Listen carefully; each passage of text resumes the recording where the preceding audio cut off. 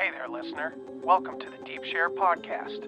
I'm your host, Andy Rouse, and for the last couple of decades, I've slowly been opening my eyes to a very different world than the one I grew up hearing about. And the more conversations I have with interesting people, the more mystifying this world becomes. So without further ado, let's get deep. We've got science to celebrate! Demons bliss out! After what, baby? Come on! There is rebellion in the wind. It will be crushed. Everything I've said is true, it's real. Dinosaur fossils? God put those here to test our faith. A damn lie, I saw them with my own eye! Did IQs just drop sharply while I was away? We did illusions, man! None of it is true! I'm not insane! This is mass madness, you maniacs! In God's name, you people are the real thing! We are the illusion!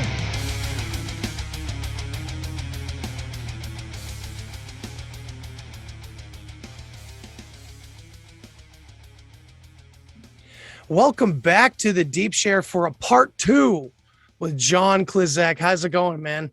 It's going good. I really appreciate having me back so we could dig a little deeper in the article. Hell yeah, man. Yeah. So in the first episode that you guys heard, we had a great conversation, and I think it went into a lot of depth and a lot of, went the distance in certain ways, but it also wasn't exactly where we planned on it going.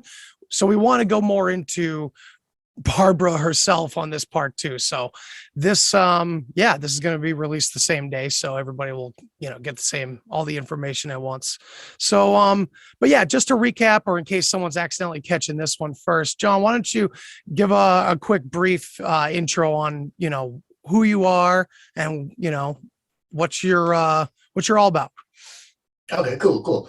So John Klyczek, author of School World Order, the Technocratic Globalization of Corporatized Education. I wrote that book sort of as a sequel to Charlotte Thompson Iserbyt's Deliberate Dumbing Down of America. She wrote the foreword to it. She also helped me out with some of the articles that got the book going. She became a really close friend of mine. The book is also based on Skull and Bones, and she is the person who leaked the address books. Actually, I have physical copies of those now. Here's the catalogs here, and she gave me those. That's one of the things that she gave me. And so that's sort of my dovetail into how I sort of got into this topic on the New Age and sort of the occult dimensions, because the book dealing with the Order of Skull and Bones and how they were influential in setting up the compulsory education system, and then also the education technology industry in the United States. That's sort of my window into occult research, and so that's sort of my dovetail into this topic. And so this one's kind of looking at sort of how the New Age movement sort of dovetails with transhumanism through this woman, Barbara Marx Hubbard.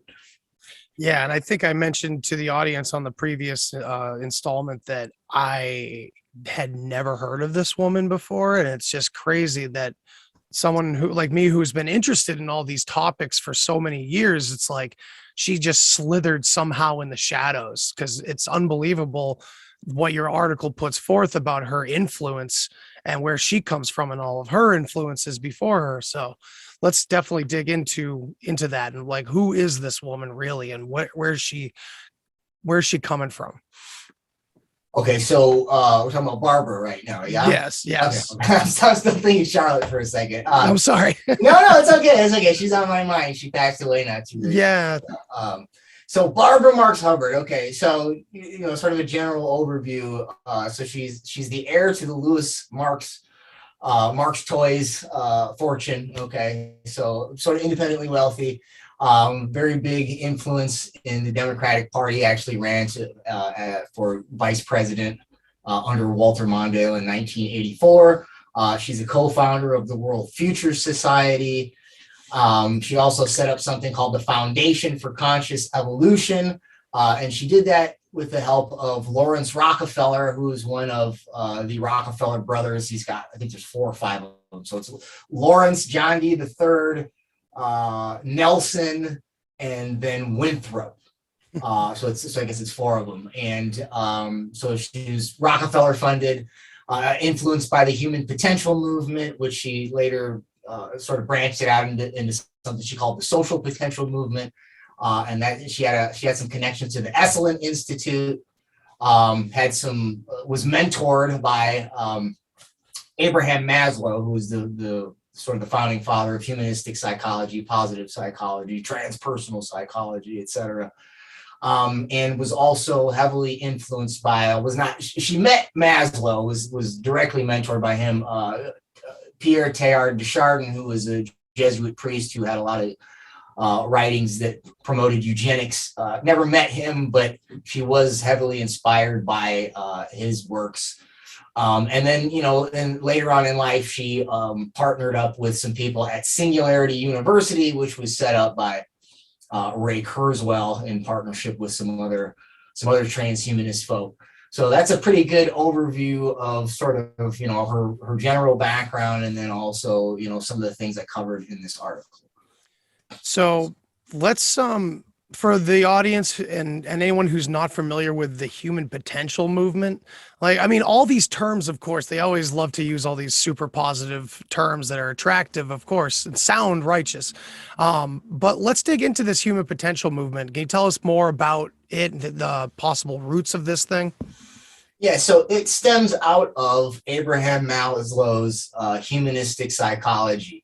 So for him, before he came up with humanistic psychology, and he had different branches, some of them he called transpersonal, and in towards a being of psychology, toward the psychology of being. So that's right here in the second edition.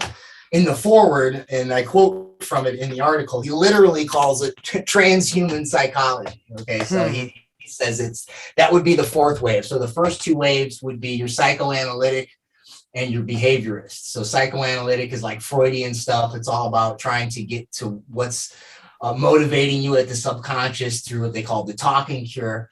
The behaviorist or the behavioral psychologist is people like B.F. Skinner, E.L. Thorndike, John B. Watson, Wilhelm Wundt, and I document their influence in education and in ed tech in my book.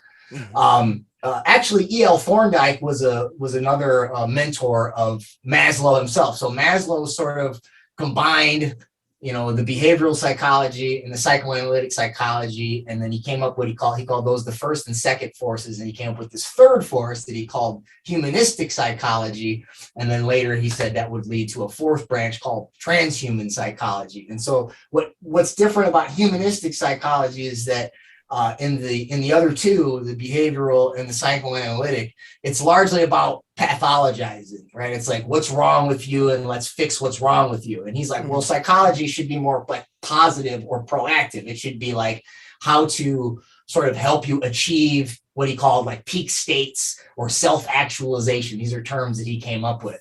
And so the human potential movement was sort of, it's a branch of various different sort of blends of humanistic psychology, some of which, sort of dovetail with sort of like the hippie movement and things like that. And that's where Maslow set up this thing called the Psychian network. And a lot of the people in the Psychian network were people who were either from Esalen, like Michael Murphy, who was one of the founders, or people who were connected to it.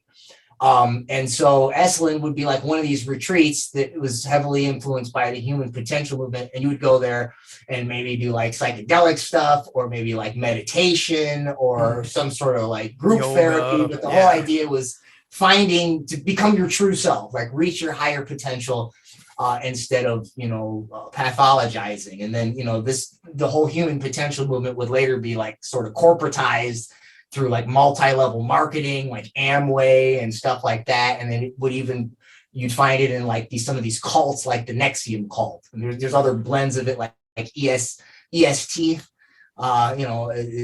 which would be more what was influenced by the Nexium stuff. Yeah. Damn. So, so it sounds like this Maslow guy must have had some involvement perhaps in like the occult and secret societies, perhaps. Did you find anything like that with this guy? I don't know that. I didn't come across anything like that. there's a video, an interview with him that's linked in my article in the section that talks about his history. But he did use phrases like, transhuman and one world and things like that. So, I mean, he definitely was into sort of the buzzwords that you would find sort of pushed from the elite, but as far as his connections directly to sort of the, like Skull and Bones or anything like that, not able to pin anything like that down. Interesting. Because usually at some point you find these characters' roots are like, Masonic or something, they're involved in some level. But at the same time, they're kind of, they're rebranding the old occult anyway, right? I mean, it's become this techno thing. It's kind of what all the sci-fi has been preparing us for in a way. And sometimes, like in my book, so sometimes they're not necessarily maybe knowingly associated with some of the secret societies, but maybe are sort of promoted by them, maybe unwittingly, right? And so they brought into like some of the philosophies or the ideologies, and they're just like, this guy is our man, and so they promote him. And a good example of that would be like G. Stanley Hall. And G. Stanley Hall was the first guy, the first American to get a PhD from Wilhelm Wundt. Well, Wilhelm Wundt, he's the one that comes up with laboratory psychology in Leipzig, Germany, and then it's the Order of Skull and Bones, largely through what they call the Troika. So that's Daniel Coit, Andrew White, and Timothy Dwight. These three bonesmen, they sort of promoted him. Mainly, Daniel Coit Gilman was the guy that set him up, set G. Stanley Hall up at Johns Hopkins, and then from there, basically, he's the one that changes educational philosophy to be grounded in behavioral psychology. And he gives out hundreds and hundreds of PhDs, and these people go on to sort of set up their own departments. So, none of those people, and not G. Stanley Hall, even himself, wouldn't have been in the secret societies, but they were definitely promoted by them. So maybe if someone were to dig enough, you might find sort of a string attached to Maslow like that, but I'm not aware of any myself. Okay. That's cool. And you mentioned Ray Kurzweil. He's a very interesting character. I've been, not liking anything he's had to say for a really long time. And it's just, I feel like what Ray stands for and what he's been doing, whether he believes it in his whole heart or not, he is completely destroying the credibility of the human being by, kind of wishing it away in a sense. His entire work is based on just the, finding the meaninglessness in human life, it seems. And I don't know where you stand on this guy, but, that's where I'm coming from. So I'm be very curious what you found out about him or how he's tied into this Barbara character for sure. Yeah, so this is I've got there's more than three of them, but I got three of his most important books here. So that's The Age of Intelligent Machines, The Age of Spiritual Machines, and then The Singularity is Near. And all of them being sort of like these treatises on transhumanism. And so then he set up Singularity University, which is basically like this think tank where all these scientists and corporatists get together and sort of think about ways to further the whole transhuman agenda for the singularity and the fourth industrial revolution and all that type of stuff. Right. And so the way that Barbara Marx Hubbard is connected to this is that she gives a speech there, I want to say 2018-ish or something like that. So the precise year is in the article. Mm-hmm. And she gives a speech. And the guy that's hosting the event, his name escapes me right now, but he also he edited one of her books with her. And she cites him in this book as well. And that one is the social conscious evolution and the social potential movement or something like that. I thought I had it qualified, but I don't. But so she gives a speech there, and some of the things that they're talking about, one of them is they're talking about, they call it evolutionary entrepreneurship, and they also call it exponential entrepreneurship. And basically it's this idea that,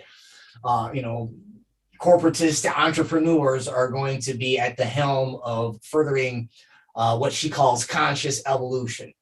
And they even refer to this exponential or evolutionary entrepreneurship. They call it, they say that it's, quote, Maslowian, because one of the things that Maslow said was to be fully, self-actualized, you can't just do something for yourself. You have to do it for the broader community or the greater good or the globe or whatever. And so, what they were saying is that through Singularity University, and they reference Kurzweil in this speech, that those people would be these Maslowian entrepreneurs who would use corporations for the better good of society and sort of pushing us into this new evolution, which she in the speech refers to as, we'll become, quote, a new species. So right, human 2.0 basically.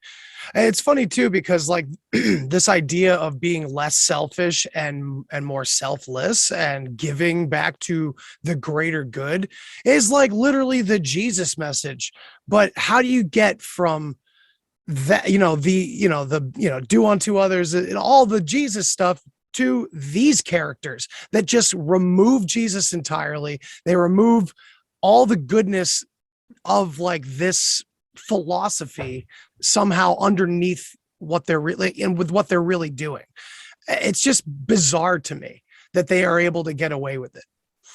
Yeah, well, I mean, using the whole human potential language again, I mean, Christ would have said something like, he who loses himself will find himself, and, that's sort of the opposite of trying to always find another peak state and sort of, constantly trying to fulfill this own potential. But then the other end of it is that, I don't know that they're including a lot of us in the conversations, as far as like, you know what I mean? No, not at all. And on purpose. Yeah, I would say. Yeah. So, I mean, it's sort of this mindset that, it's for the greater good because they know better. Not it's for the greater good because we sort of pooled everybody and this is what we all decided, right? And the greater good has like a little R with a circle around it next to it. Like it's the greater good is like a thing. It's not what we all think it is. That's where I find the trickery is. They're always just using the language that would mean the correct thing and skewing it like we talked about last time. But we won't go down that same route. But and then there's another connection between Kurzweil and Hubbard, and that's through the World Future Society. Yeah. And there's another character, people probably know him. I think I mentioned him last time, which is Ben Goertzel. Yeah, I think so. And he's a member of, I think, either Singularity Net, or he might be tied to Singularity University as well. But Singularity Net, that's sort of a network, right, of sort of all these transhuman thinkers. But they're all tied to the World Future Society as well. And I found a site that's archived some of the old sort of the Futurists, which is the magazine, the publication of World Future Society. But if you go on the World Future Society's website, you can't. It's not just public domain, open for the public. Like you have to like pay and be a member. So a lot of what they talk about is again, we're not really. It's not really out there in the open. So. Singularity University tends to have a little more of a public face, but the World Future Society tends to sort of you got to at least be a paying customer, I guess. Yeah, they lurk back in the shadows. Well, so Hubbard's got some really interesting quotes, and when I was like looking more into her, she sounds like some people may not think or the Georgia Guidestones would be something wacky and too far out there to even think about. Meanwhile, you got this woman connected where she is connected, saying things like 1/4 of humanity must be eliminated from the social body. We are in charge of God's selection process for planet Earth. He selects, we destroy. We are the riders of the pale horse, death. Like, you got to be kidding me. And the thing is like, I would consider myself new age 10 years ago. I would consider myself very psychedelic, hippie, open-minded like that. Always have been. But at the same time, I would have seen this and been like, what is this woman saying? Like, this this is more cult shit. This is like Jim Jones more than some sort of like, revival of an ancient spirituality. Yeah, well, I mean, so that, and that quote, and I'm going to work that in to my next article, where I'm going to focus more on sort of her influence on the whole sustainable development agenda and sort of how you can trace that back to Malthusianism, right? So always, I mean, especially if you go back to like Limits to Growth, okay? That's the Club of Rome document in the early 1970s. Interestingly, what another guy I didn't mention was Buckminster Fuller. So this was another one of her mentors, okay? And Fuller, came up with the idea of spaceship Earth and his geodesic dome, sort of like the predecessor to, or like proto sustainable architecture. But this idea to use the design science revolution to sort of make a utopia. Okay, and in Limits to Growth, he is referenced as he's a citation in there. But if you look at Limits to Growth, and on my database, which you can get at my website, I sort of mapped out all the different references. I mean, so it's based largely on an MIT computer model of sort of resource consumption and carbon and all that type of stuff. What would sort of bring us to this 0 point where we would reach some kind of catastrophe, Malthusian catastrophe. But a lot of the citations in there are like Population Reference Bureau, Population Council, and all of these have roots in, some of them Rockefeller Foundation in particular. And it's basically Malthusian theory that basically people breed more faster than technology evolves, so we're always going to be right on the edge of eating ourselves out of the planet. Okay. And it was Malthus that sort of he's the one that inspired Darwin. Okay. So Malthus, basically his idea is that there's limited resources and stuff, and so you actually shouldn't be too charitable, because if you spread it too thin, then the people who can't carry their own weight are going to eat the food of the people who can, and then everybody's going to die. So you should just let the lazy people die. And so Darwin looks at that and he goes, well, okay, so if the way species evolve is through, the whole survival of the fittest thing, natural selection, Herbert Spencer was survival of the fittest, but it's coined from Darwin. And he basically said, well, that's because of the limited resources. So using Malthus, he came up with this idea of, natural selection. And if you've ever read, taking a look at The Origins of Species, the subtitle is actually, I don't know if you can see that, but it's the preservation of favored races and the struggle for life. Yeah. So his cousin Galton is the guy that comes up with eugenics and basically says, well, we can control this evolution thing, right? If the elites, the smart people interbreed, and then we sort of sterilize and euthanize, all the useless eaters. And so, when she's talking about that type of stuff, Hubbard, it's basically Malthusian stuff, and it's always been at the core of the sustainable development movement. Now, to be sure, I haven't, from what I understand, that quote is from the Book of Co-Creation, but I found it's the subtitle to this one, which is also the Revelation. Okay, but then there's another book that's the Book of Co-Creation. It uses that title, and I don't know which one it is, and I haven't verified and found that quote in any of the actual books that I've had yet, but I'll be sure to do that. I don't doubt that it's legit. Other people have sourced it, but yeah. Right. Well, yeah, I mean, I wanted to bring up a few of her own words because, just to give people a little more depth into who this woman was, because, then she does say things like, I actually think every person can make a difference. Every single human being has within the impulse to express more of who they truly are. And so, I mean, I know that words can mean nothing, but of course, to these people, words mean everything. And I don't know. It's like, I see the possibility where some people, like we were talking about before, can possibly get, they're working towards something that they feel is righteous while being undermined by a lot of corporate money, maybe, and this and that. But this woman is not one of those. we can see that obviously by this Malthusian attitude that, well, too bad. There was another quote, I don't have it with me, but it was basically like, we're going to make this destruction process as painless as possible while we eliminate half of the population that refuses to evolve, putting it in our court, of course, that it's our fault, blame your neighbor that's not, signing up for all of this nonsense. Well, that's, again, the reason why I brought up Metz, very, very much like Malthus. Like for him, who was actually, he wasn't just an economist, but he was a reverend, right? So for him, it was like, it was more humane to let certain people starve or die than to go ahead and spread the food out. And then we all, if that was true, the Malthusian catastrophe has been a theory for forever, at least since Malthus, which is hundreds of years ago. Right. And, you just think someone like Paul Ehrlich, right? I mean, he said before 2000 that we were going to reach the Malthusian catastrophe.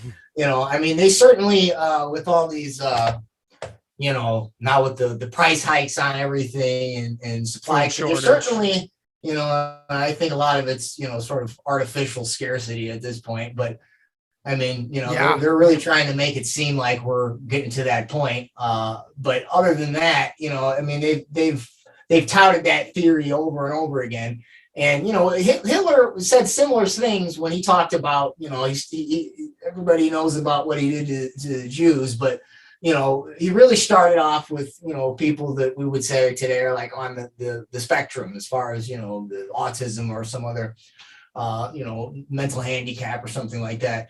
And, there's a quote, there's like a little, propaganda poster, and it's something like, because first, before they started to, sterilize and then euthanize them, they would just, let's segregate them. And then there's this poster that says something like, this guy, it costs 60,000 Reichsmarks to feed this guy. That's your money, dear German. And so, but he would say something to the effect like, it's the most humane thing to not let these people breed, because all they're going to do is suffer anyways, right? I mean, they can't reach their human potential. He wouldn't have used that term, but again, right? I mean, so for her, it's this idea that somehow that's humane, right? That these people are either, they're not worth their own life. They're just going to be miserable and suffer anyways, and they're going to drag everybody else down. So, a quote like that, is, I don't know how you could, for people that were upset about the article, I'm not sure how you can redeem that quote. Exactly. There was plenty of them too. You just type her name in, and it all comes up. And it's funny how you look at all the language, and throughout like 6 pages of memes and stuff with her quotes, it's like, a lot of it's really loving and positive thrown in there. So I can see why so many people have been kind of swept up, and it's attached to so many things. Let's dig into this HeartMath situation, because I think that's important for us to talk more about. Okay. Yeah. The HeartMath thing is, it's basically, so there's a nonprofit branch and there's a for-profit branch, and they traffic in these biofeedback wearables. And so you use them to get into what they call a state of heart coherence. And so, it's similar to some of the other, like, these apps that help you meditate or do mindfulness. You've got like prayer apps, right? Maybe help you go to sleep, things like that. But you put it on, and you do some sort of a meditation, and you sort of monitor your heart rate. And once it gets to, through your breathing technique, it gets to a certain level, and now you know that you're in a state of coherence, and maybe helps you manage your stress or something like that. And they're doing this all for us. That's all for our benefit. That's how much they care about us. They want to make sure we are monitoring our own health, right? That's where it all ends, right, John? Yeah. Well, interestingly, I looked at another one of the articles, and during COVID, they were tracking the data to see, like, was there a shift in? Yeah. Because, while people were locked in their houses, they wanted to see either did people use them more frequently, more often, or was it harder for people to get in a state of coherence? So we know that, they do track the data and they say something, well, it's just to refine the technology and they got all these, you mentioned with the R and the circle in it. Well, they've got these meditation activities or exercises that go with the wearable, and they're all trademarked. Right. Dude. And I can't remember the names of them, but if you just go on HeartMath Inc. or HeartMath.com or HeartMath.org, it'll show them there, and it has either the TM in the circle or the R or whatever it is, but they're trademarked, meaning like, because it's they use the multi-level marketing dynamic, which is gets us back to the whole human potential thing. Right. Like, okay, you can be a HeartMath coach, like you take this thing and you can go out and sometimes you'll go to a company, right? So if you want all of your like employees to be, all more sort of like gelling on the same page, or they have ones for schools. Okay. And I actually, in my book, I talked about, I came across M-Wave. M-Wave is one of the wearables that HeartMath uses. I didn't know about HeartMath at the time, but in my book, there's a chapter that looks at Betsy DeVos, the former Secretary of Education. Well, she was on the board of directors of a company called NeuroCore, and this one uses EEGs instead of ECGs. So HeartMath is your heart rate, electrocardiograms. DeVos's NeuroCore was electroencephalogram, right? So your brain waves, your EEGs. So in that chapter, I sort of looked at all the different types of wearables that could be used, whether for, and this is this is pre-COVID, but I looked at it largely as, I thought it would first be used mainly for like students that are on IEPs or that have learning disabilities, like, test anxiety or something like that. Now with COVID, they have like Google wellness checks and mindfulness checks. And so they're, because people are anxious about the virus and they're stuck inside all day. And so like the HeartMath Institute, they're sort of using these to sort of manage your stress. And so the HeartMath also, not just on an individual basis and not just on a corporate basis and not just with educational institutions, but also they have something called the Global Coherence Initiative, where they'll give you sort of something to meditate about and get into heart coherence. And you'll pull up it goes on your phone, an app on your phone, and then you can either pull up on the phone or on a desktop a social media page that lights up where everybody in the world is also doing the meditation with you. And you can meditate on something like right now, the whole Ukraine thing is one of the meditations they have going. But of course, sometime middle of last year, 2021, when we were getting ready to open back up, they were like, well, you need patience right now. Don't just rush out there because, there's still some spikes and things. So let's all meditate that we can have more patience to be responsible for each other. So largely used through the Global Coherence Initiative, they were using this app to sort of meditate everybody into sort of, compliance or obedience with the lockdown and the social distancing and all of that. And that was sort of what I surmised. That's not in the article. I did post that in the comment section in the article in my Telegram, and I'm going to repost that comment on my own Telegram page with the screenshot so you can check that out. But because somebody was like, well, I use this thing and I don't think that it's bad, and it's not about getting you into obedience. So I looked more into it. I'm like, well, here it is. I mean, that's what they had people meditating on. So, Yeah, well, it's also that like, getting into that state of mind with other good people could be a good thing, but not when a wolf is standing behind you waiting to pounce. Like, so that's kind of the angle that's what's happening here. And like we mentioned before, a lot of good thinkers are getting hoodwinked by this shit because, at one point I was like, when I was growing up, I was, always rebellious and everything. And science was the rebellious side of things almost for a while. Even in the 90s, it was weird that science had to feel rebellious against, this overt, like, I don't know, the simple handed to us story of most religious stories. It's easy to just walk away from and look the other way when you're younger. You know what I mean? So on that end, there were so many false heroes on that pathway. You know what I mean? So you get locked into all of these people, and you're swept up by the sci-fi industry too. It's coming at us from every angle, and I think people are starting to see how weird this is and how weird these connections are, and how they're trying to rope in this whole spiritual movement and just remove the human soul from the equation altogether. And it's kind of what we've been asking for now. All these sci-fi films I'm talking about, like, we just want more as a culture, more and more. When I go on Netflix now, that's all it is. It's just all this futurist stuff everywhere. It's just flooded the market in every direction, and it's unbelievable. Yeah. That's this. So the thing about, science is basically the empirical method. Okay. Basically what it means is that, you can only know that which you can observe or measure. Okay. You can't know anything beyond that. Well, except that the empirical method itself relies on certain presuppositions, right? I mean, you have to rely on certain categories, like similar, different, cause, effect, right? There's no unit. These are abstract categories that you need to have a priori instead of a posteriori, which is the method of empiricism, to put the data into, okay?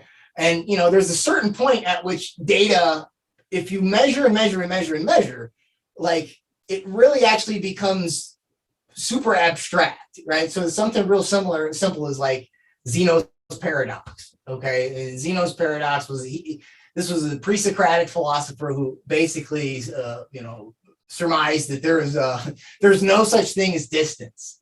Why? Because between me and the screen I'm looking at right now is a few feet. But before I can travel, let's say it's 5 feet, first I have to travel 2.5 feet. But before I can travel 2.5 feet, I have to travel, right, 1.25 feet. But before I do that, I have to, and you can keep doing this. He said, well, you can do that infinitely.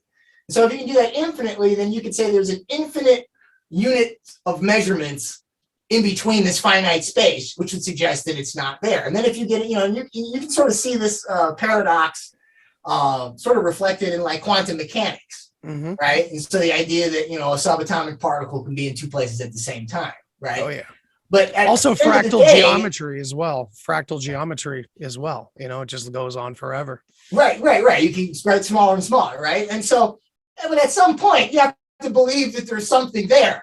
You know what I mean? In order to actually like operate in some form of reality. Right. Yes. And that's a belief. You know what I mean? Yeah. I just had a conversation with Alex Sakaris about this, how we're kind of living in two worlds here, where like the quantum exists. The subatomic world is fucking weird and abstract. And, it seemingly operates under a different set of rules, even though it makes up the macro world that we live in, but yet the macro seems to operate on different rules.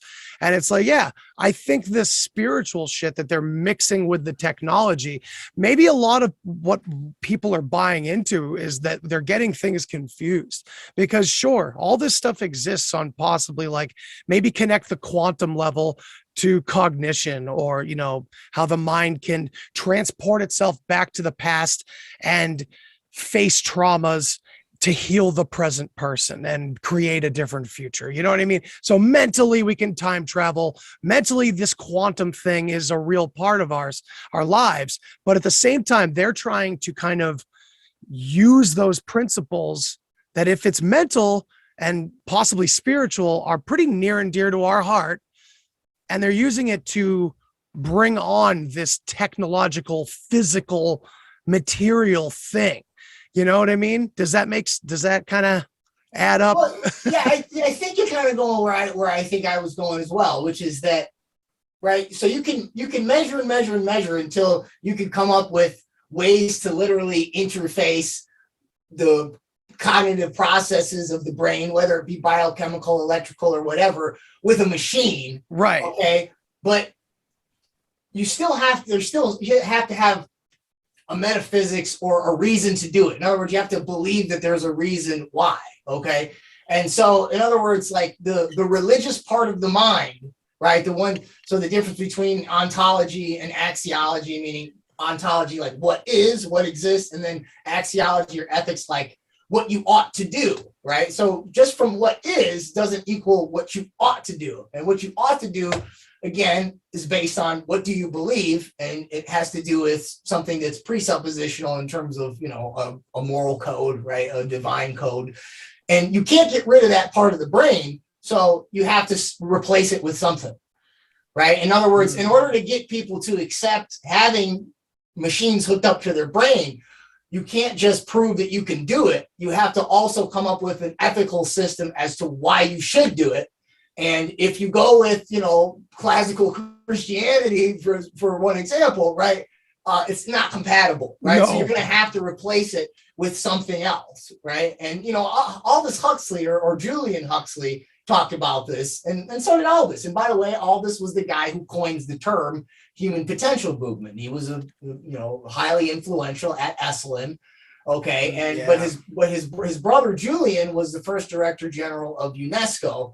And he wrote a novel that a lot of people aren't aware of. It's called What Dare I Think? And that novel focuses largely on, it's sort of like a Brave New Worldy thing, but it focuses more on what do you do with the religious part of the mind, right? And so in Brave New World, they would have what they would replace, you know, instead of the sign of the cross, they took the top of the cross off, made it a T, which from Ford's Model T.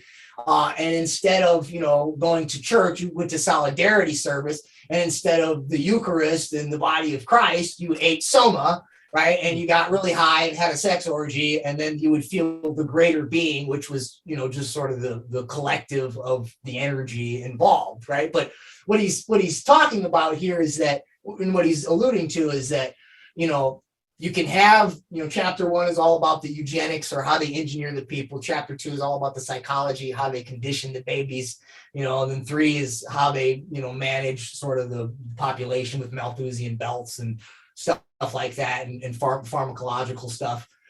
But chapter 4 or 5, really more than 4, is like, what do we do with the religious part of the mind? And sort of, you know, it's this, you know, sort of this blending of all these esoteric branches of, you know, the ancient spiritual practices and tying it into, you know, the pharmacological and the technological. Right. What do you do with the religious part of the brain? That's pretty interesting that they're willing to even admit it to begin with, that there is this part of us in there. And I don't think you even have to be necessarily a Christian to interpret it that way either. There's this spiritual side to us. I experienced it directly. I think I've brought that up to you, that, you know, there is some sort of religious feeling to it. And Joseph Campbell wrote about this hero with 1,000 faces, this hero's journey. And I truly believe it kind of exists, or it's reflected in each and every one of us from some original, we brought up fractals. It's like this original story that's probably God's story, Jesus' story, someone's story like that.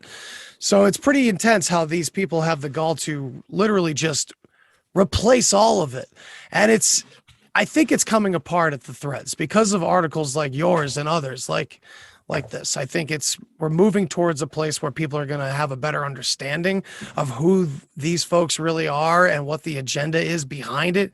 I mean, I always say that the best way to judge whether it's snake oil or not is if they're telling you need something else other than what you can do right here. You know, if you want to pray, you don't need to go anywhere. You don't need to strap anything to your head. If you want to meditate, you don't need to do any of that either. That's the weird part. Like, I'm seeing a lot of VR ads lately talking about meditation, and all these yogis, you know, they're putting these yogi quotes on them. Like, you know, I will never meditate the old way again. It's like, really? This is the opposite of meditation, adding physical material stimulus to your eyes when you're literally trying to quiet the material external world. How the hell do they get away with this? Yeah, I mean,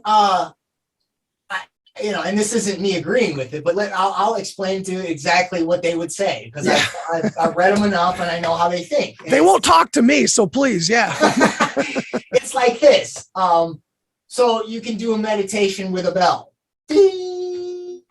oh, that's not just you and your body and your thoughts and your breathing. That's a technology. It's just like in Space Odyssey 2001, the bone that the monkey uses to club the other monkey becomes the spaceship, right? I mean, to them, anything that you can manipulate in the environment is technology. So they would say, well, what's the difference between that and the Bell and the VR? It's just, we just got better at the Bell. It's just a really high-tech version of the Bell, and I've thought about this enough because I have a steel plate in my arm.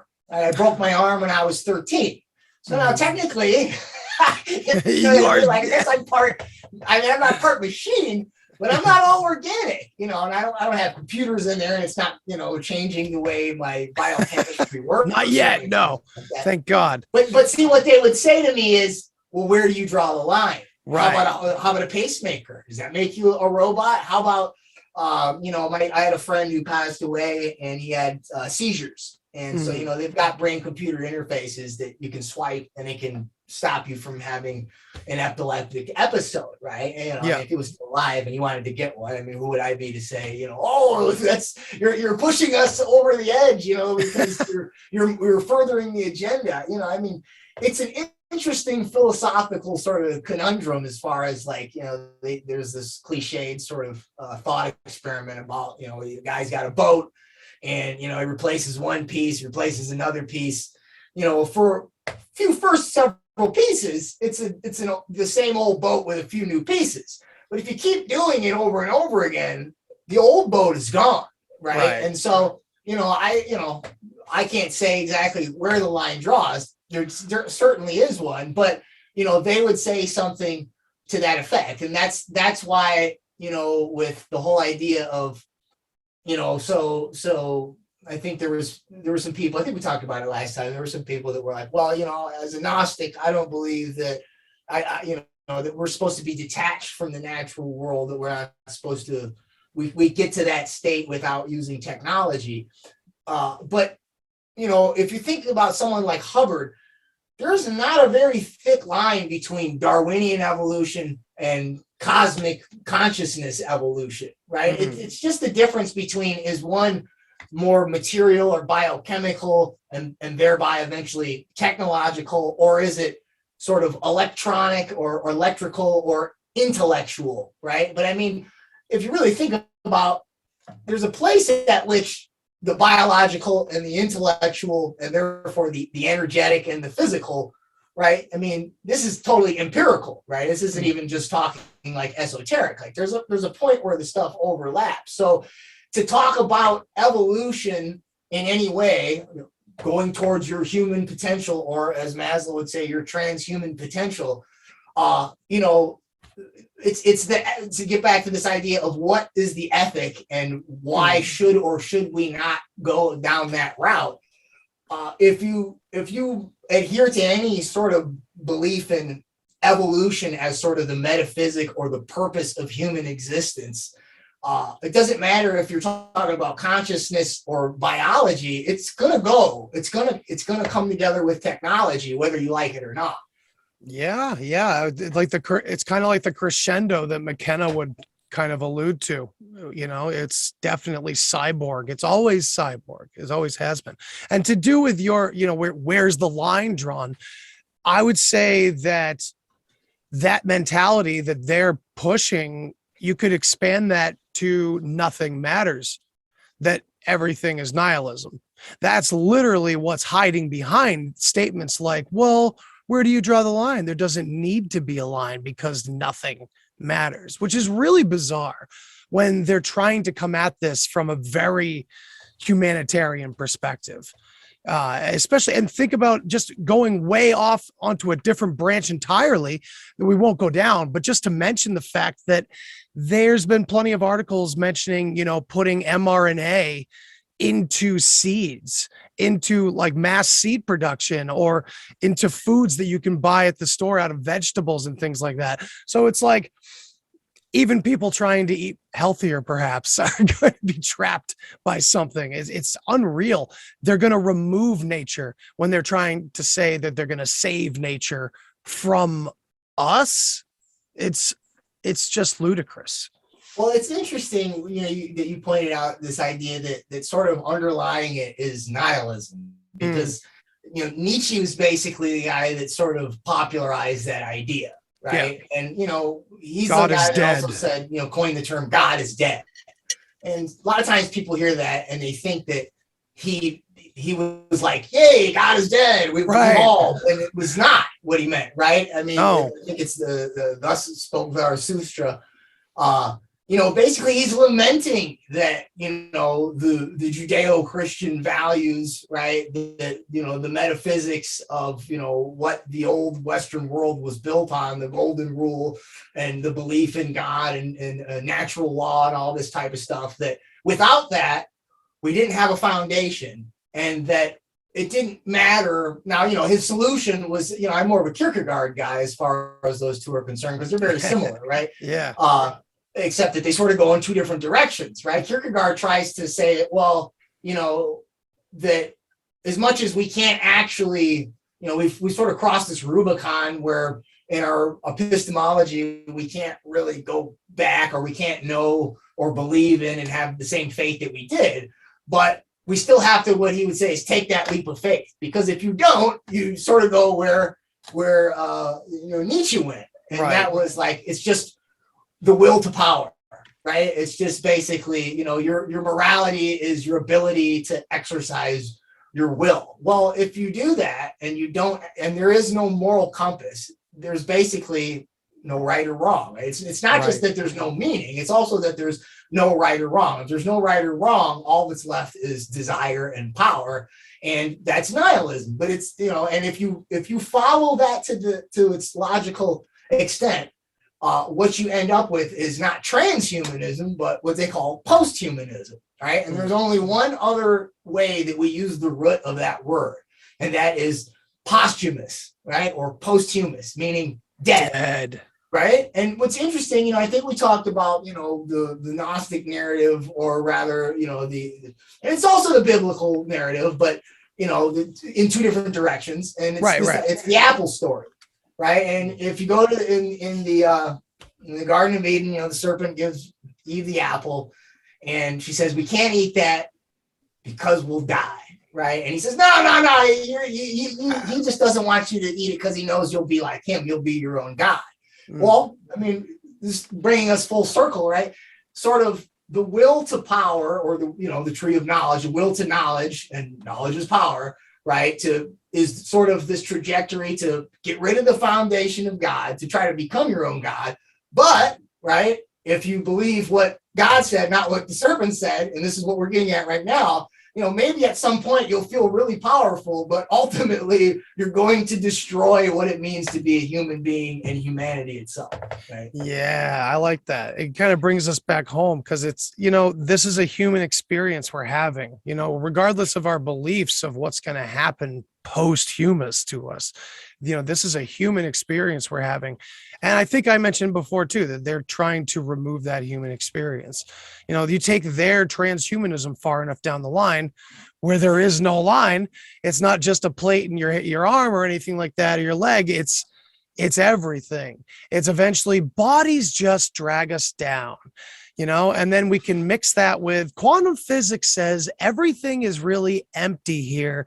So therefore the body is just fake. Everything is illusory here, which I'll be honest, back when I first started taking psychedelics, that was very attractive. The whole illusion idea. And I don't know, we might've gone into this a little bit before, but it's just driving it home that they are skewing something, because alchemy, to me, is,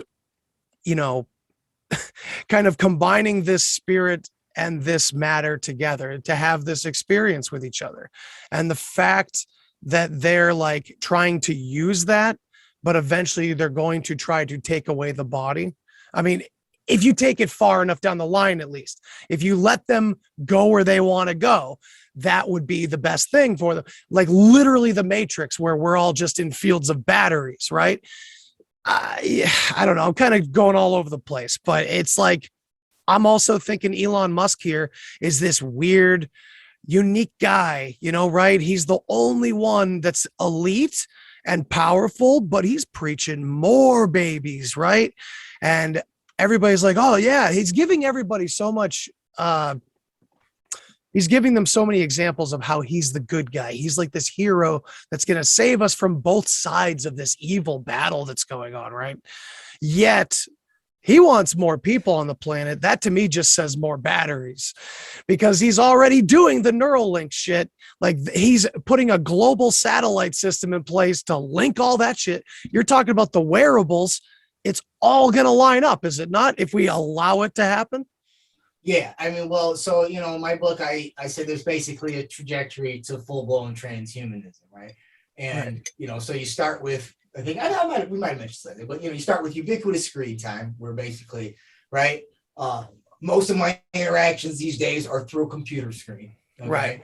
You know, you got your device in your hand. Then eventually it's like, well, you want to carry that thing. Just go ahead and put a bracelet on, you know, your smartwatch. I don't even smoke cigarettes anymore. I got fucking this thing instead of quitting like a man. Yeah, the e-cig now. Yeah, man. It's God. But then after the you know, the Google Glass or whatever, you know, you can get the brain chip, or, you know, Kurzweil says eventually it'll be nanobots all the way through your bloodstream.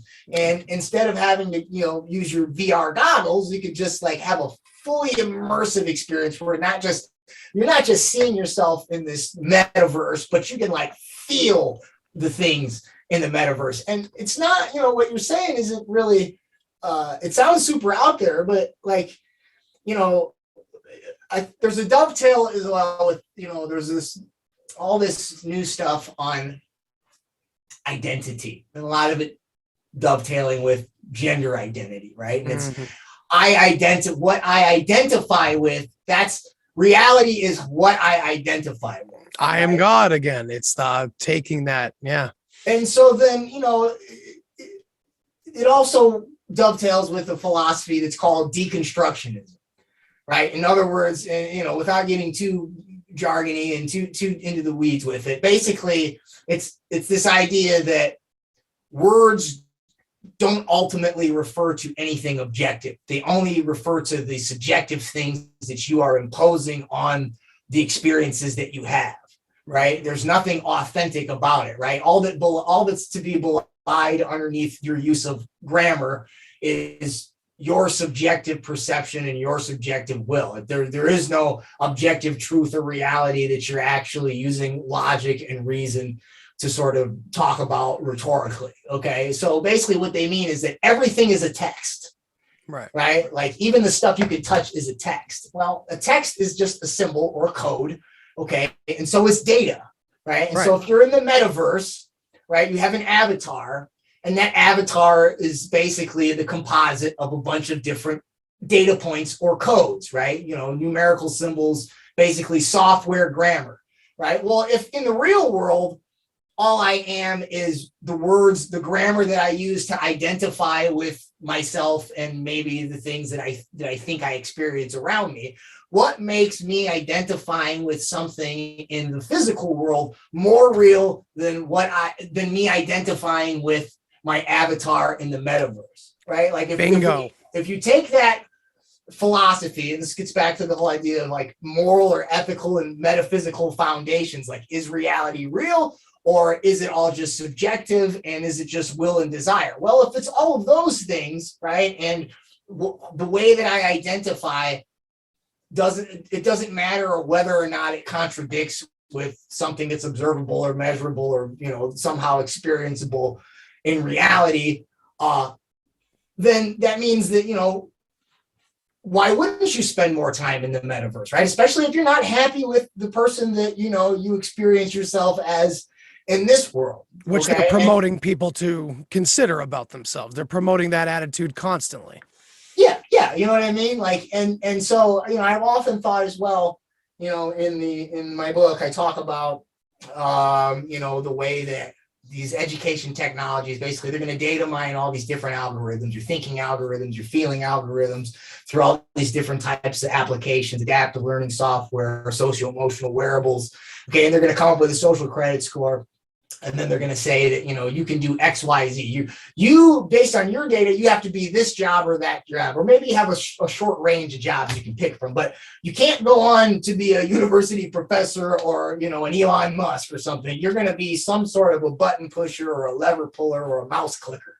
Okay. Right. Well, what if you're really, really bad? I've often speculated, and, I think Gates had some technologies where they were like mining Bitcoins based on basically bio-algorithms. So in other words, if you performed really, really poorly on all your education technologies and your social credit score was so low, they're like, dude, you can't even click the mouse accurately. Like you can't even do the lowest job. Well, we can feed you advertisements all day, or you could sit in the metaverse and play video games, play these in this gamified world.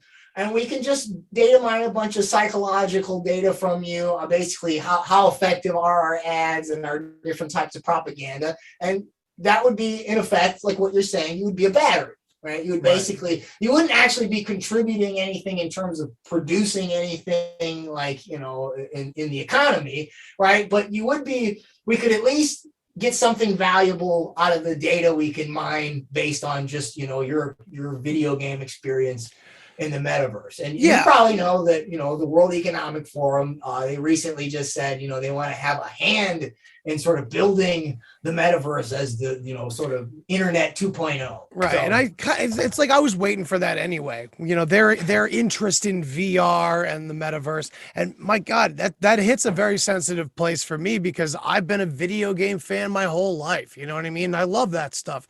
I also go outside. I climb mountains. I enjoy it's a nice balance, but I love the video games.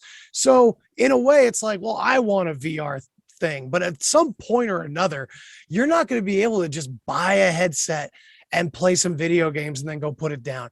You're going to have to sign into your account, probably that's tied directly to all of this. And you're probably only going to be allowed to have that account someday under very strict circumstances. So it's all eventually leading that way. And of course, as always, I'm sure you probably see this too. They're just going to continue rolling these things out step by step, slowly. So by the time they get to that ridiculous future I'm talking about, it won't be that ridiculous and people will just be eating it right up. Yeah, I mean, think about some of the people, younger people that have basically are in their youth during the last 2 years. I mean, to begin with, I still see, it's probably about 80% of the people now don't have masks on, and there's no mandate to have them. But some people still do, Dude, I knew it. Yeah, I knew that was happening. I knew it was going to come. I told my wife like 2 years ago at this point, we'll see people wearing those masks till the day they die, till the day we're old. Yeah. It's, a lot of times people like to be derisive and like, I feel bad for them people because like, you must really be terrified of, metaphorically or figuratively your own shadow. Like, and all they got to do is put something on the TV. And if they say be scared of it, you'll be scared of it. So if they say, hey, it's way safer to be in the metaverse. I mean, you don't even have to restrict somebody with a social credit score that says, you're not allowed out today. I mean, you could just, the media propaganda itself. But, in the meantime, you'll have people, like me or you that, maybe is not complying. And, they'll just start to say stuff like, oh, well, we saw you were traveling around too much during lockdown, you had your phone on you. We could see that, I went to both coasts last year. I never traveled so much in my life. They'll pull that old data up and go like, until we let you back in the grocery store, you need to put your HeartMath wearable on and meditate to some World Economic Forum slogans. And once we can see that your heart rate is cohering with this propaganda, right, we'll know that you're maybe you don't believe it fully, but you've swallowed it enough where we can let you out of the house for a little while, Dude, yeah, it's just they've been warning us for decades, and there can be so many different angles you can look at pop culture as like predictive programming and things like that, and it's so true. I think of Wall-E, the Disney movie, all these different movies about our future. Idiocracy is a big one. So it's weird that we don't have to go down those pathways where it's like all of Hollywood's connected to this, but it's like, this is what we've been kind of living in for decades and decades and decades. This has been in a plan that's been in play for a very, very long time. And it seems that the closer we get to, I don't know, maybe their perceived end game, it does seem to have so much more of a spiritual overtone to it. And that's where I'm really hoping we're going to draw the line as people. I think that we're going to show that real human potential here and show them how, like, when we really bring it out, this is the part of us that can't be tampered with. I really hope that's the case. How do you feel about that? You know, I hope that, but you know, I mean, not to sound pessimistic here or anything, but you know, there's been an active, as I mentioned earlier, with this, you know, going back as far as Huxley, right? They knew that they would have to replace that, you know, the religious sentiment, you know, with a new age religion, right? With something that basically sort of maybe looks like something authentic. It might look like Hinduism or Buddhism, the or appearance you know, maybe yes. even, you know, Christianity in terms of Christ consciousness or astrotheology or whatever, right? Taking a little bit from everything and then coming up with this new sort of smorgasbord. And you know, I think that, you know, what I fear is that you know, that people will buy into that new brand, that you know what I mean, that when whatever they lay over the whole technocracy and transhumanism, that this new flavor of spirituality, you know, you can kind of see it in the, you know, some of that, the QAnon language, the whole Great Awakening talk, right? Oh yeah, you know? yeah. Oh, absolutely. And, you know, and that's a phrase that Hubbard used quite regularly, right? And I'm Which sure is so other people great have. when you think about the very vastly like divided political lines of a character like Hubbard, you know, versus everybody else. Yeah. Well, you know, what's interesting about her was, you know, she was, you know, popular with the Democrats at the, you know, with the whole, you know, running for VP. But yeah, you had people like, there's a document from the Futurist that's in my database, and both Reagan and George Bush Sr., HW, they were at the World Futurist Society giving it the thumbs up.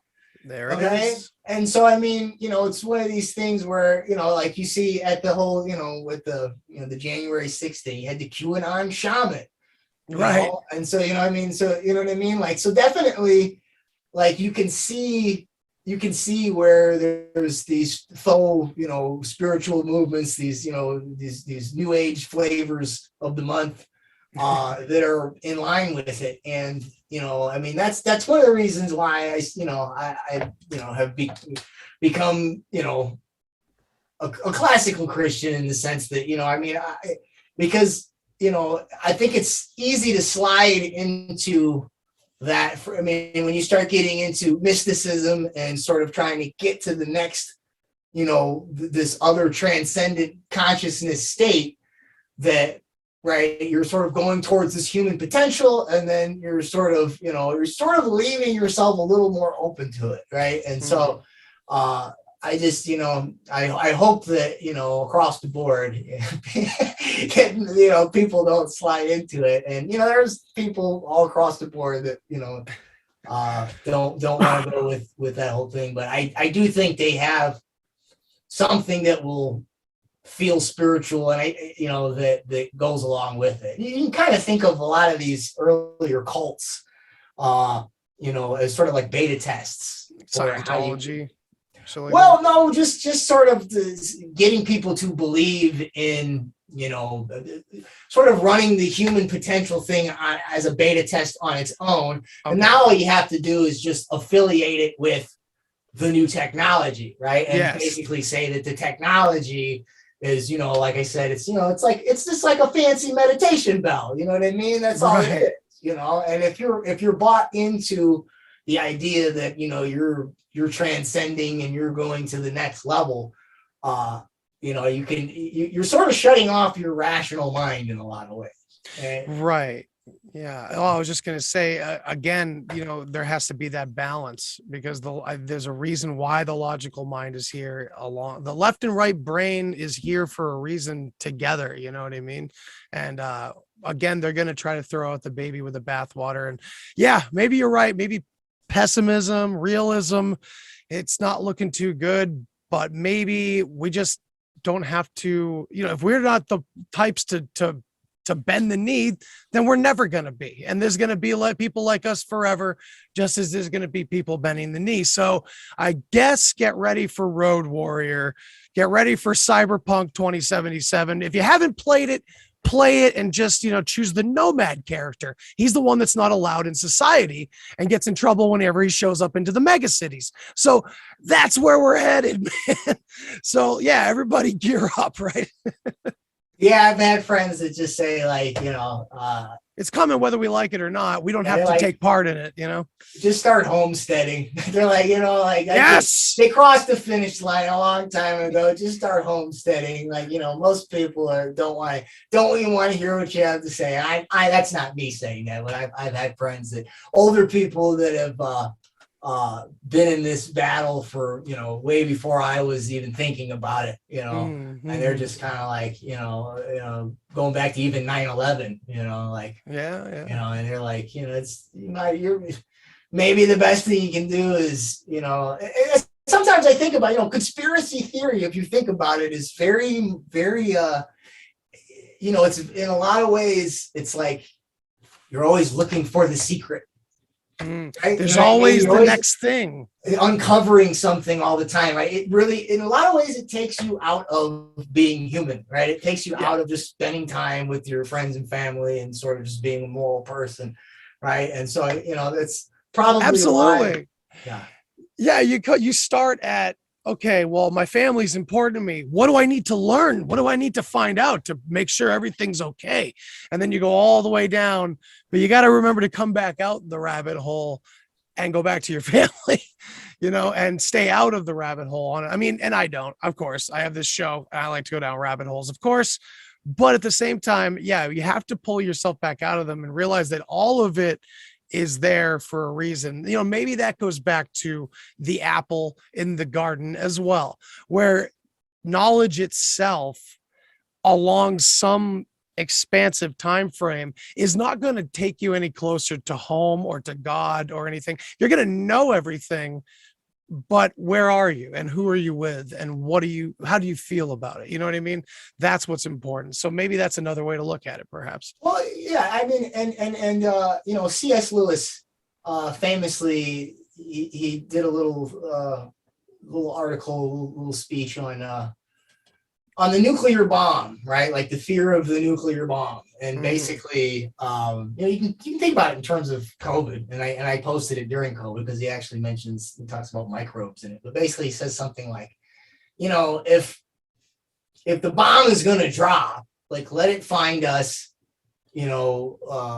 gardening and having tea and going out with the kids and walking the dog and being human beings. Like in other words, don't spend all your time like worrying about it or even trying to prevent it or stopping it, right? Like don't like by fighting it, so to speak, you sometimes are actually feeding it, right? Like by constantly reacting to the propaganda. I mean, I often think like when I went across the country, during the whole COVID thing, I was a little nervous. I was wondering, was I going to run into like a Chaz zone or something and you drive across the country, and if you didn't turn the TV on, you'd never know that it was so chaotic. And, like that really shapes the way we think. And, so I'm not saying just, check out and don't be aware, but, just like the thing with, I'm not saying that I'm a cyborg because I have a piece of metal in me. There's definitely a line, but,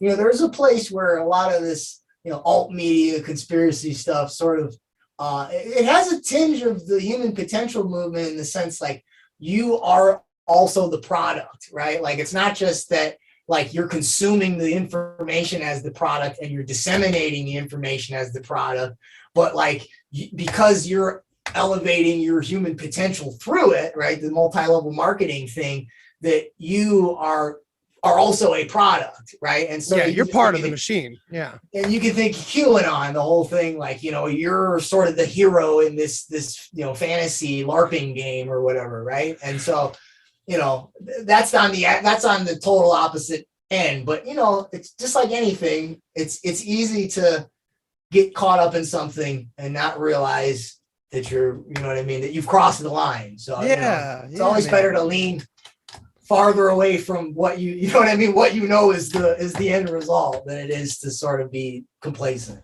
Yeah. Again, back to balance. We're always just kind of trying to find that balance between, existing in the world and then kind of remaining away from the world when we can too, and just living our lives. So yeah, maybe we're going to be those guys like with the renegade technology that the state doesn't know we have at some point. Maybe that's our future. I don't know, but hey, I think we're going to keep having conversations like this. We're going to keep exposing what they're doing. And hopefully at some point we won't have to do that anymore, because that's part of what we're saying here. This revelation of method idea where us disseminating the information from our perspective, our platforms that have already been demonized, and we're all conspiracy theorists. The product is disbelief. So they're selling the public something not to believe. So it's coming from us. So they're allowing us to do it. And it's all going out there as this scary shit, but it's because we're getting like the full big scary picture when they're just feeding them these little pieces one at a time. It's very interesting how it's working, and it's pretty genius, but I think the human potential, the human spirit, we are more powerful than that. And I think, those who recognize that are gonna, I don't know, they're gonna be okay. Like homesteading, right? Yeah, I don't, I just to, give you an example, like as I mentioned, they can measure and have big data and AI and all their predictive analytics, but they can only predict based on the data they've already mined. They can't predict based on the future data that they didn't account for. And so, when they did COVID, I probably would, when they did the lockdowns, I had to go online with my job, which made me mobile, which gave me the opportunity to go live with Charlotte Iserbeat for 30 days, which gave me the opportunity to inherit all of her stuff. And, now that she's passed away, I have all of that, and it will live on. And, so, they thought they were going to lock down, and I actually did more traveling than I ever would have did if they never locked down. Right. And so it's kind of like in judo, if you go to throw somebody, you have to clinch enough to where basically they have the opportunity to reverse you. Right. Like you can't throw somebody without giving them some sort of an opportunity to throw you. So, I don't, I am optimistic. I mean, I have to be, and I believe in God, and I believe that, God wins in the end, and that, I hope that God winning in the end doesn't mean that, we just destroy ourselves. And then after Mad Max worlds, a few people sort of rebuild up on a pile of skulls. I hope it's a little more of a softer landing, but if it's that, I'm okay with the fact that, good wins and God wins in the end. So. Let's hope we're the ones that inherit the earth. Let's just hope that we're over here and we're just watching them all be like, human potential, just blow themselves up and just leave us the earth again. Let's hope for that. Leave us alone one way or another. Like I see, people say stuff like, well, I don't think it should be forced on you, but I want to edit my genes. Go right ahead, man. Have fun. Just don't force it on me. Exactly. I'm cool with seeing, I think it was like an old Daniel Tosh joke. Like, we deserve the best athletes that science can provide. Dance, monkey. Like, yes, if like sports stars, think about steroids, like that's a technology, right? And they ruin their bodies and shit. It's fucking entertaining to watch, or at least it used to be. You know what I mean? So it's going to be here. We're just going to deal with it. We're going to be all right. And this was pretty epic. I think we got across what we wanted to really talk about the first time around. Would you say? Yeah. I really appreciate you doing a second round with me. I mean, we were kind of, getting to know each other a little bit, and I enjoyed it. And I like both shows, but I feel like it was cool to go over some more parts of the article, and we kind of did our thing again, but that's cool, so I appreciate it. Yeah. That is unavoidable on the Deep Share. We will inevitably stray from the path from time to time, mostly because of my lack of good memory, but it's okay. Yeah, I think this covered a lot, and I hope people reach out again to you and read your articles and read your book, School World Order. Yeah, John, tell them where they could find you.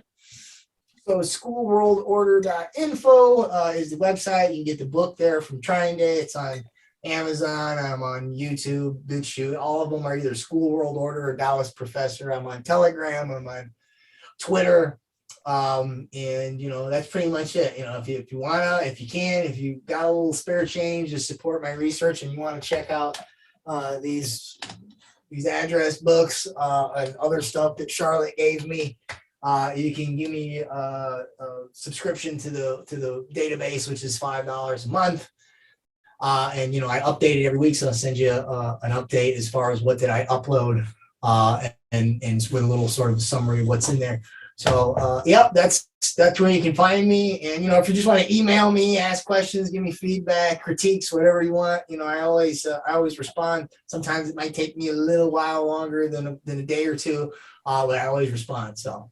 Awesome, man. Yeah. And that's great that you're always up for the conversation, man, because I know the first conversation we had, really established how different a structure of our minds, like we think in very different ways. We think from different perspectives, but I think we arrive at a lot of the same conclusions. And this part 2 really kind of tied it all together. So again, thank you for coming on a second time. And I really appreciate all the work you're doing, man. Thank you. Hey, thanks. Yeah, man. Like I said, I really appreciate it. If you ever want to have me back, we can talk about the book or just another article or something. Oh, yeah. I'll have you come back, man. Absolutely, man. I would love to get you involved in some roundtable discussions, get some good people together. I love doing that. I think, again, bringing the good people together, right? That's what you got to do. Very cool. Anyway, everybody, thank you so much for checking this out from the part 2. And if you didn't check out part 1, please go check out part 1 and check out John's work. Everybody have a great night. Thanks for listening to this episode of the Deep Share Podcast. If you want to hear more, then hit that subscribe button. Follow me on all the social places, and remember, think for yourself, but don't always believe what you think. Till next time. Human sacrifice, dogs and cats living together, that's hysteria. Enough, I get the point. You have meddled with the primal forces of nature. And you will atone. What do we know? What do we know? If I know what we know, then I can tell you what we know, and if someone else knows, okay?